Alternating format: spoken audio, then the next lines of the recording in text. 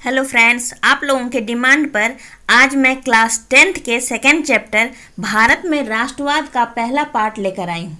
ये हमारा introduction part होगा। आपने क्लास 8 में आधुनिक भारत के कुछ भाग को देखा ही है, परंतु इस चैप्टर को फुल डिटेल में मैं पढ़ाना चाहती हूँ ताकि आप लोगों को किसी भी तरह का कन्फ्यूजन ना रहे। ऐसे भी इस लॉकडाउन की वजह से आप लोगों के पढ़ाई का बहुत नुकसान हो चुका है। तो इस चैप्टर को हम मुगलों के पतन से स्टार्ट करते हैं। तो दोस्तों, आपने 1707 में औरंगजेब की मृत्यु के बाद मुगल साम्राज्य का जो हश्र हुआ था उसको देखा ही था। इसकी सैनिक और सांस्कृतिक उपलब्धियां जो भी रही हों, मुगल सम्राट देश के विभिन्न जातियों में एक राष्ट्र की भावना जगाने अथवा सामूहिक प्राण उत्पन्न करने में तो पूर्णतया असफल ही रहा था, जिसका परिणाम क्षेत्रीय शक्तियों के रूप में उभर कर आया, जिसमें बंगाल, अवध तथा दक्कन के सूबेदार थे, जो स्वार्थ तथा राज्य प्रसार की होड़ में यूरोपीय कंपनियों तथा बाहरी आक्रमणकारियों से हमेशा जोर तोड़ में ही लगे रहते थे। और इसका हमें साक्षात उदाहरण कहाँ देखने को मिलता है, तो नादिर शाह का जो आक्रमण हुआ था भारत पर 1739 में, उसमें नजर आता है। दूसरी जगह हम देखते हैं कि सिराजुद्दौला के साथ मीर जाफर का जो विश्वासघात होता है, उसमें अंग्रेजों की मिली भगत होती है। और 1764 में बक्सर की लड़ाई ने तो अंग्रेजों का पैर ही भारत में जमाने का मौका दे दिया।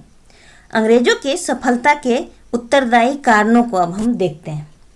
इनके सैनिकों में अनुशासन था, इनके अस्त्र शस्त्र आधुनिक थे और इनमें राष्ट्रभक्ति जो थी वो कूट कूट कर भरी थी। आर्थिक संसाधनों की तो कोई कमी ही नहीं थी। इनके जो अधिकारी थे वो भी वेल ट्रेंड थे, अर्थात इनके पास योग्य नेतृत्व भी था। वहीं हमारी स्थिति इनके बिल्कुल विपरीत थी। भारतीय राजाओं में आपसी सामंजस्य नहीं था, ये एक दूसरे के हमेशा विरोध में ही रहते थे और इस बात का पता सभी को था ही। हमारे सैनिक बर्छी और तलवार से लड़ रहे थे, आधुनिक अस्त्र की तो यहाँ बात ही नहीं है। राष्ट्र की जगह ये अपने क्षेत्र तक ही सीमित थे। फिर हम आगे देखते हैं कि भारतीय जनता के शोषण करने की वजह से भारतीय जनमानस अब आंदोलन करने पर उतारू हो जाते हैं और 1857 की महान क्रांति होती है, जिसका कुछ फायदा तो कुछ हमें नुकसान भी उठाना पड़ता है। जहां भारतीय शासन व्यवस्था कंपनी के हाथों से निकलकर ब्रिटिश क्राउन के पास चली जाती है, वहीं उन भारतीय शासकों को नुकसान भी उठाना पड़ता है जो इस क्रांति में खुलकर सामने आए थे। इन सारी बातों को आपने 8th क्लास में पढ़ा है। यहाँ सिर्फ मैं आपको रिवाइज करवा रही हूँ ताकि इस चैप्टर के बारीकी को आप समझ सकें और आगे जो भी टॉपिक आए उसमें हमें किसी भी तरह का कन्फ्यूजन ना रहे। अब भारतीयों की सोच और समझ बदल चुकी थी। जो गलती उन्होंने 1757 और 1857 में कर ली थी, उसे अब वो दोबारा दोहराना नहीं चाहते थे। तो अब क्या रास्ता है? सभी मिलकर एक ऐसा प्लेटफॉर्म को ढूंढें जहां किसी एक वर्ग या समुदाय की बात ना हो। बात हो तो किसकी? पूरे भारतवर्ष की। इसमें हमारे जो बड़े बुजुर्ग थे, जो पढ़े लिखे वर्ग से आते थे, उनकी भूमिका अहम थी। उन्होंने ये महसूस किया था कि किस प्रकार अपने से शक्तिशाली इंसान से निपटा जा सके, अतः उन्होंने मिलकर कांग्रेस की स्थापना का मार्ग प्रशस्त किया। सामान्यतः भारतीय राष्ट्रीय आंदोलन की शुरुआत भी यहीं से मानी जाती है।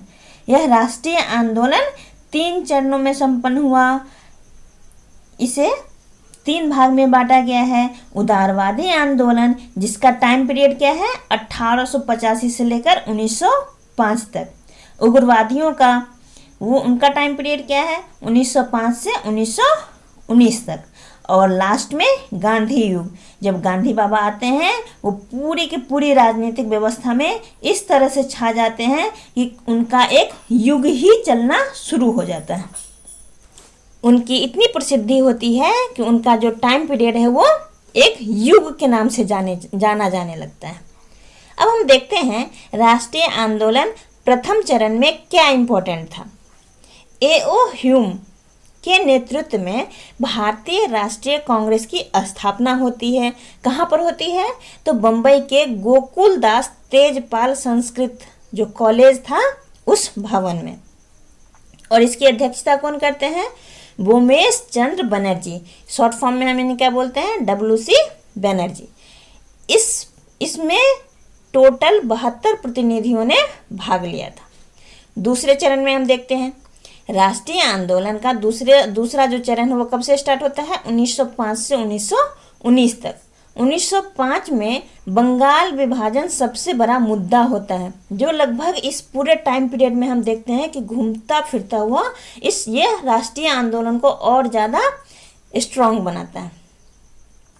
1905 का बंगाल विभाजन के पीछे जो ब्रिटिश प्रशासक हैं वो क्या रीजन बताते हैं कि बंगाल की जो आबादी है बहुत ही विस्तृत है, बहुत बड़े क्षेत्र में है, और यातायात के संसाधन अपर्याप्त होने से और अविकसित होने की वजह से हम इस पूरे एरिया को कंट्रोल नहीं कर पाते हैं।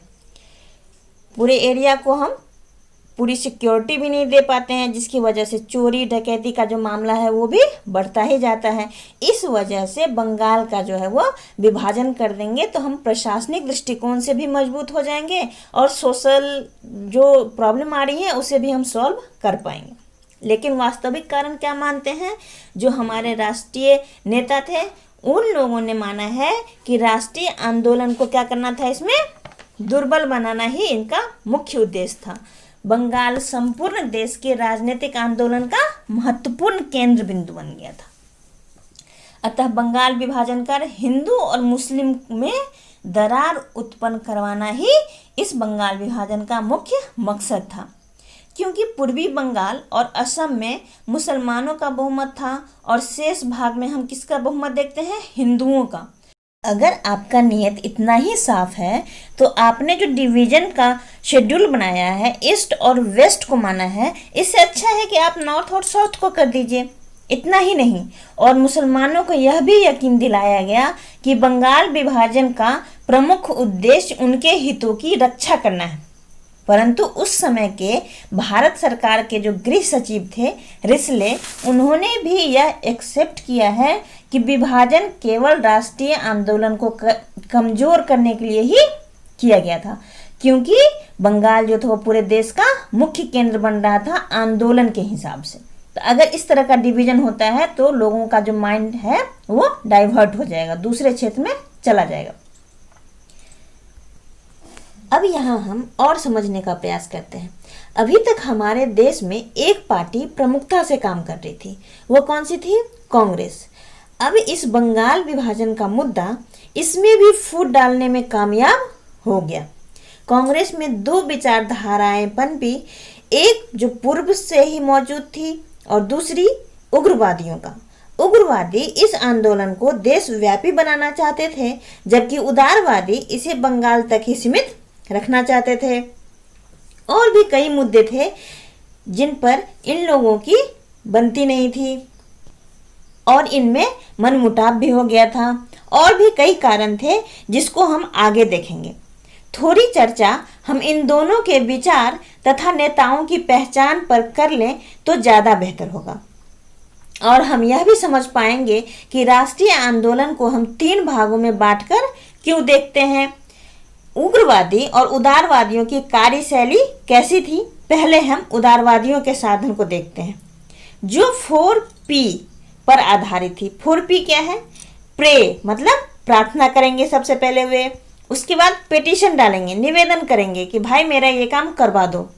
उससे भी नहीं होगा तो क्या करेंगे? प्रोटेस्ट करेंगे, मतलब विरोध करेंगे। हमारी बातें नहीं मानोगे तो हम तुम्हारे अगेंस्ट बोलेंगे, अगेंस्ट हम आंदोलन पे बैठेंगे। और उससे भी नहीं होगा तो लास्ट ऑप्शन इनके पास क्या था? प्रेस, हम पत्राचार करेंगे, हम मीडिया में जाएंगे, लोगों को जगाने की कोशिश करेंगे, लोगों को बताएंगे कि अंग्रेज हमारे साथ कितना अत्याचार कर रहे हैं। तो ये जो 4P था इनका, प्रे, पिटीशन, प्रोटेस्ट और प्रेस, ये उग्रवादियों को पसंद नहीं आ रही थी। वो डायरेक्ट बोल रहे थे कि ये हमारा देश है तो हमारी ही बातें होनी चाहिए, हम क्यों उनके सामने में पैर पकड़े, पिटीशन डालें, प्रोटेस्ट करें, उसके बाद हम अपने लोगों से ही बात करने जाएं? हम धमकी क्यों देंगे? हम अपनी आवाज खुद उठाएंगे, वो हमारी आवाज को दबा नहीं सकते हैं, क्योंकि ये हमारा देश है, ये उनका देश नहीं है। हमें अपने देश के लिए आवाज उठानी ही पड़ेगी। अब इनमें नेताओं को भी हम देख लेते हैं कि कौन कौन नेता थे जो उदारवादी में आते थे। दादा भाई नौरोजी, गोपाल कृष्ण गोखले। गोपाल कृष्ण गोखले गांधी जी के राजनीतिक गुरु भी रहे। फिरोज शाह मेहता, इस तरह के और भी कई नामचीन लोग थे जो उदारवादियों को सपोर्ट कर रहे थे। मतलब उदारवादी नेता में हम इनकी गिनती कर सकते हैं।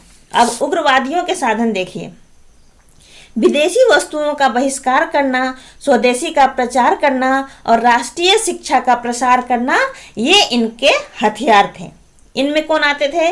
बाल गंगाधर तिलक, लाला लाजपत राय, बिपिन चंद्र पाल, अरविंद घोष आदि।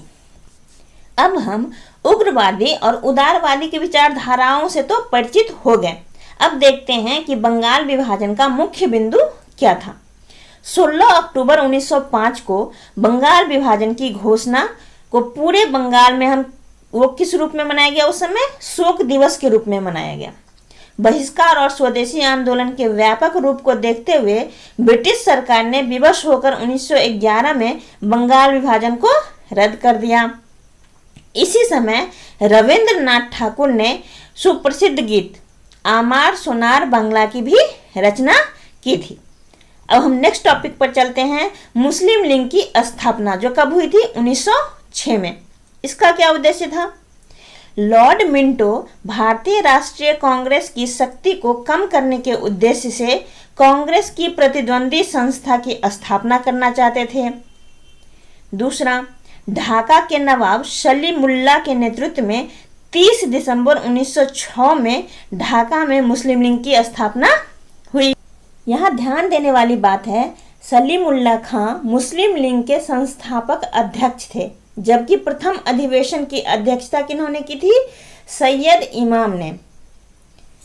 इस संस्था की स्थापना का मुख्य उद्देश्य था भारतीय मुसलमानों में ब्रिटिश सरकार के प्रति भक्ति उत्पन्न करना व भारतीय मुसलमानों के राजनीतिक व अन्य अधिकारों की रक्षा करना।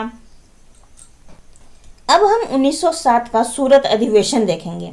हम पहले ही देख चुके हैं कि कांग्रेस में दो विचारधाराएं पनप रही थी। एक तो उदारवादियों का खेमा था और दूसरा उग्रवादियों का। उन लोगों में मनमुटाव तो चल ही रहा था, ऊपर से मुस्लिम लीग की स्थापना।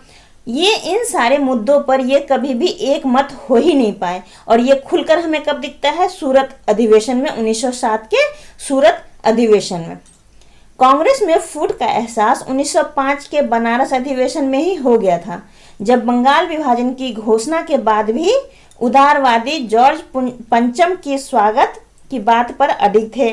जॉर्ज पंचम का स्वागत कर उदारवादी एक प्रस्ताव पारित करवाना चाहते थे। पता ही आपको कि ये 4P पर डिपेंड थे। तो ये चाहते थे कि अगर हम पिटीशन डालेंगे, उनसे विनती करेंगे, तो वो हमारा जो काम है वो कर देंगे और हमें अधिकार ज़्यादा देंगे। लेकिन उग्रवादी इसके खिलाफ थे। दूसरा मुद्दा बंगभंग आंदोलन का भी था। उदारवादी स्वदेशी और बहिष्कार आंदोलन को बंगाल तक ही सीमित रखना चाहते थे, जबकि उग्रवादी इसे देशव्यापी बनाना चाहते थे। और यही टकराव जो है वो खुलकर 1906 में कांग्रेस के कलकत्ता अधिवेशन में आता है। उग्रवादी उदारवादी को कांग्रेस अधिवेशन की अध्यक्षता नहीं करने देना चाहते थे। वे इस बार तिलक या लाला लाजपत राय को अधिवेशन की कमान सौंपना चाहते थे, परंतु वयोवृद्ध नेता दादा भाई नौरोजी को अध्यक्ष बनाए जाने पर राष्ट्रवादियों ने विरोध करना उचित नहीं समझा, क्योंकि वो बहुत ही रिस्पेक्टेबल पर्सन थे, बहुत ही बुजुर्ग थे। तो राष्ट्रवादी जो उदारवादी के नाम से जो उग्रवादी के नाम से हम देख रहे हैं, उन लोगों ने उसका विरोध नहीं किया। तत्काल दादा भाई नौरोजी ने तो स्थिति को संभाल लिया, परंतु यह स्थिति अस्थायी नहीं रह पाई। परिणाम स्वरूप मत भिन्नता एवं फूट की जो चिंगारी अंदर ही अंदर सुलग रही थी, 1907 के सूरत अधिवेशन में आग बनकर धधक उठी। 27 दिसंबर 1907 को मुख्य विवाद फिर अध्यक्ष पद को ही लेकर होता है। अध्यक्ष के प्रश्न पर फिर से विवाद होता है और राष्ट्रवादी जो हैं मतलब राष्ट्रवादी मतलब उग्रवादी। लाला लाजपत राय को और उदारवादी रास बिहारी बोस को कांग्रेस के सूरत अधिवेशन का अध्यक्ष बनाना चाहते थे। सूरत अधिवेशन के प्रतिनिधियों में नरम दल के प्रतिनिधियों की संख्या अधिक थी, तो वाजिब सी बात है किनकी अध्यक्षता होगी? रास बिहारी बोस की। अतः लोकमान्य तिलक के समझौते के सभी प्रयास विफल रहे। लोकमान्य तिलक ने बहुत कोशिश की कि हमारे बीच फूट न पड़े, परंतु वो असफल ही रहे। स्थिति इतनी भयावह हो गई कि पुलिस भी इसमें हस्तक्षेप करी। श्रीमती एनी बेसेंट ने इस घटना पर कहा है कि सूरत की फूट कांग्रेस के इतिहास की सबसे दुखदायी घटना थी। अब हम एग्जाम के पॉइंट ऑफ व्यू से 2-4 पॉइंट और देखेंगे, 2-4 फैक्ट को और देखेंगे, और हमारा जो ये इंट्रोडक्शन पार्ट है इसको यहीं क्लोज करने की कोशिश करते हैं। 1909 में मार्ले मिंटो सुधार आया, जिसमें मुख्य रूप से क्या कहा गया कि भारतीयों को केवल बरगलाने की ही, अभी भी बरगलाने की ही कोशिश की गई है। इसमें केंद्रीय तथा प्रांतीय विधानमंडलों का आकार और शक्तियां बढ़ाने की बात कही गई है। और मुसलमानों को संतुष्ट करने के लिए क्या कहा गया? मुसलमानों को पृथक निर्वाचन क्षेत्र देने की भी बात कही गई है। कब? 1909 के मार्ले मिंटो सुधार में। अभी तक हम लोगों ने देखा है 1905 का बंगाल विभाजन, 1906 में मुस्लिम लीग की स्थापना, 1907 में सूरत अधिवेशन, मतलब सूरत के फूट को, कांग्रेस में जो फूट पड़ा उसको देखा, 1909 के मार्ले मिंटो सुधार को देख लिया। उसके बाद देखिए बंगाल विभाजन कब रद्द होता है? 1911 में दिल्ली दरबार का आयोजन किया गया, जिसमें जॉर्ज पंचम तथा महारानी का भव्य स्वागत किया गया, मतलब उदारवादियों की ही जीत होती है। इसी समारोह में 2 महत्वपूर्ण घोषणाएं की गई। कौन सी घोषणाएं? एक तो बंगाल विभाजन रद्द कर दिया जाएगा, मतलब उदारवादियों की जीत हो गई। वो चाह रहे थे कि हम जॉर्ज पंचम का स्वागत करें और बदले में बंगाल विभाजन को रद्द करवा दिया। इसका श्रेय भी किसको जा रहा है? उदारवादियों का। और भारत की जो राजधानी है कलकत्ता से हम दिल्ली शिफ्ट कर देंगे। क्यों? क्योंकि कलकत्ता जो क्या था, आंदोलन का केंद्र बनता जा रहा था। अगर राजधानी दिल्ली शिफ्ट हो जाएगी तो ये जो आंदोलन है थोड़ा सा कमजोर पड़ जाएगा। घोषणा हुई है 1911 के समारोह में दिल्ली दरबार में, परंतु इसका जो स्थानांतरण हुआ है वो दिसंबर 1912 में हुआ है। याद रखिएगा इस पॉइंट को कि भारत की राजधानी कलकत्ता से दिल्ली शिफ्ट हुई है 1911 में। ये सिर्फ घोषणा है, लेकिन स्थानांतरण कब हुआ है विधिवत?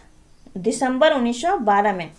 तो दोस्तों हमारा पहला पार्ट यहीं समाप्त होता है। और हाँ, आपको हमारा पढ़ाया गया टॉपिक समझ में आ रहा हो तो इस वीडियो को लाइक, शेयर और चैनल को जल्दी से सब्सक्राइब कर दीजिए। इसको सब्सक्राइब करना मत भूलिए और दोस्तों के साथ खूब शेयर कीजिए, ताकि उनका जो लॉकडाउन का हट जाना हो, लॉकडाउन में जो उन्हें पढ़ाई उनका लॉस हुआ है उसका भरपाई हो सके।